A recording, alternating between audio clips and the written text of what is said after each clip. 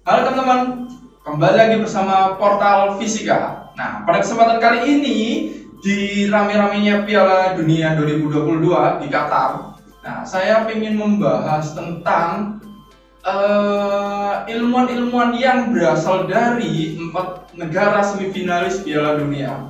Nah, sebelum itu saya ucapkan selamat kepada Argentina yang sudah mengalahkan Kroasia. Jadi sudah ke final bertemu dengan Prancis yang sebelumnya sudah memenangkan pertandingan melawan Maroko. Nah, pada kesempatan kali ini saya akan membahas tentang ilmuwan-ilmuwan yang berasal dari 4 negara semifinalis Piala Dunia 2020.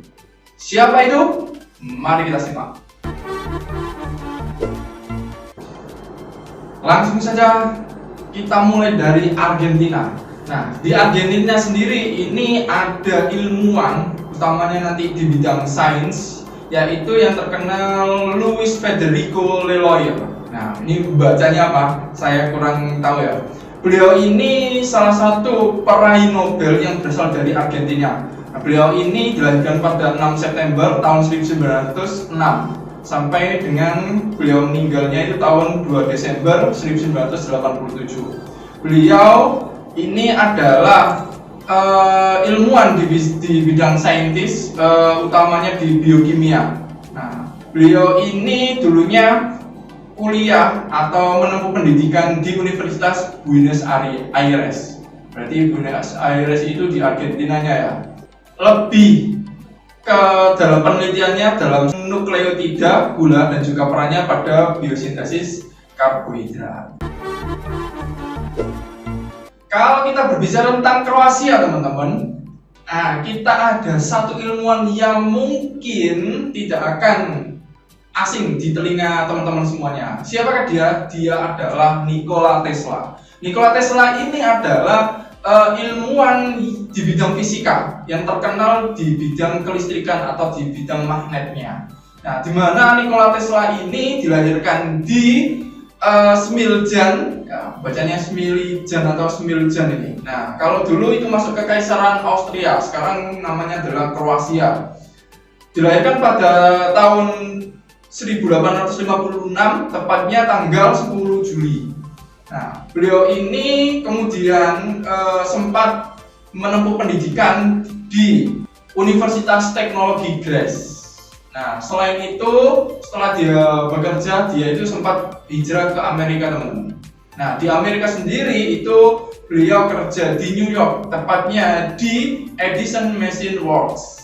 Nah, karena kontribusinya yang sangat besar terhadap fisika, teman-teman, orang-orang memberinya atau menghargainya dengan gelar satuan di dalam suatu besaran, yaitu besaran dari induksi magnetik, teman-teman. Di mana ada yang tahu ya, induksi magnetik kan satuannya adalah Tesla. Nah, selain itu, teman-teman, orang-orang juga menghargai beliau. Bahkan ada beberapa perusahaan yang menamai perusahaannya itu dengan nama Tesla. Prancis. Kalau kita dengan negara ini, wah, sangat luar biasa sekali. Negara ini selalu mencetak ilmuwan-ilmuwan utamanya di bidang fisika yang sangat banyak sekali kontribusinya. Ya, salah satunya contohnya adalah André Marie Ampère. Nah, pasti teman-teman sudah tidak asing lagi ya dengan nama ini.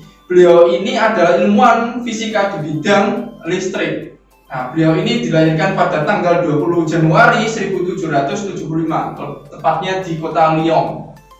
Nah, untuk menghargai jasa-jasa beliau di bidang listrik, para ilmuwan itu memberikan nama satuan dari besaran kuat arus listrik, teman-teman. Jadi kuat arus listrik itu diberi satuan yaitu ampere. Selain itu, teman-teman, Prancis juga melahirkan beberapa ilmuwan, bukan hanya laki-laki, tapi juga ada ilmuwan perempuan yang juga meraih Nobel. Salah satunya adalah Maria Salomena Sklodowska-Curie atau biasa disebut dengan Marie Curie. Nah, beliau ini dilahirkan pada 7 November tahun 1867. Nah, beliau ini 2 kali meraih Nobel, teman-teman. Kalau teman-teman belum pernah dengar, beliau ini meraih Nobel di bidang fisika dan juga kimia. Kalau di bidang fisika itu tahun 1903, kemudian di bidang kimia tahun 1911, teman-teman. Nah, bahkan teman-teman, Marie Curie juga punya suami yang juga ahli di bidang fisika. Beliau juga meraih Nobel, teman-teman. Wah, luar biasa sekali, suami istri meraih Nobel. Nah, pasangan yang ya sangat serasi sekali. Nah, namanya itu juga Pierre Curie. Nah, beliau ini dilahirkan pada 15 Mei tahun 1859. Nah, jadi kedua ilmuwan ini adalah suami istri.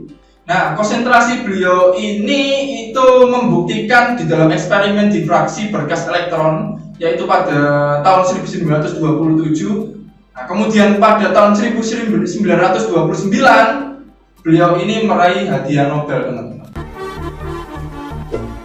Mungkin teman-teman dikagetkan dengan lolosnya Maroko ke semifinal, teman-teman ya. Jadi kita tidak memprediksi bahwa Maroko ini bakal mengalahkan Portugal yang calon kandidat juara, teman-teman.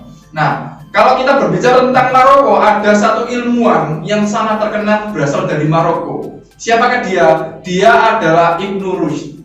Nah, Ibnu Rushd atau lebih terkenalnya dengan nama Averroes. Nah, beliau memiliki nama lengkap yaitu Abu Walid Muhammad Ibnu Ahmad Ibnu Rushd. Beliau dilahirkan pada tahun 1126. Jadi beliau ini seorang filsafat dan juga seorang yang pencari ilmu. Jadi beliau ini memahami beberapa ilmu, diantaranya yaitu kedokteran, astronomi, fisika, fikih, dan lain sebagainya.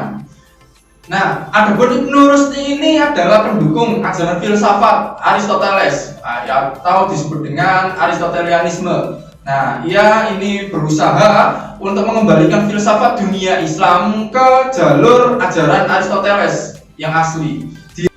Bahkan Ibnu Rushd atau Averroes ini sangat terkenal, teman-teman, di dunia barat. Bahkan lebih terkenal dari di dunia Islamnya. Kalau kita berbicara sekarang itu istilahnya adalah viral atau booming. Nah, beliau ini sangat terkenal sekali pada abad ke-16. Jadi viralnya itu ke abad ke-16. Jadi karya-karya beliau itu sangat menjadi rujukan untuk negara-negara barat. Oke, teman-teman, itu tadi adalah ilmuwan yang berasal dari 4 negara yang lolos atau sebagai 4 semifinalis Piala Dunia tahun 2022. Nah, teman-teman, ini ada giveaway. Nah, giveaway-nya apa, teman-teman? Giveaway-nya adalah nanti teman-teman bisa nebak siapa pemenang juara 1 Piala Dunia dan juga juara peringkat ketiganya. Nah, jadi pertandingan antara Prancis versus Argentina dan juga pertandingan antara Kroasia versus Maroko. Nah, untuk pemenang yang pertama nanti berhak mendapatkan uang tunai 200.000. Sedangkan pemenang yang lain itu nanti akan kebagian kaos, teman-teman. Jadi ada 3 kaos yang bakal saya bagikan ke sini. Nah, syaratnya hanya 1, subscribe, dan juga silakan teman-teman bisa komentar di video kali ini. Dari saya, terima kasih.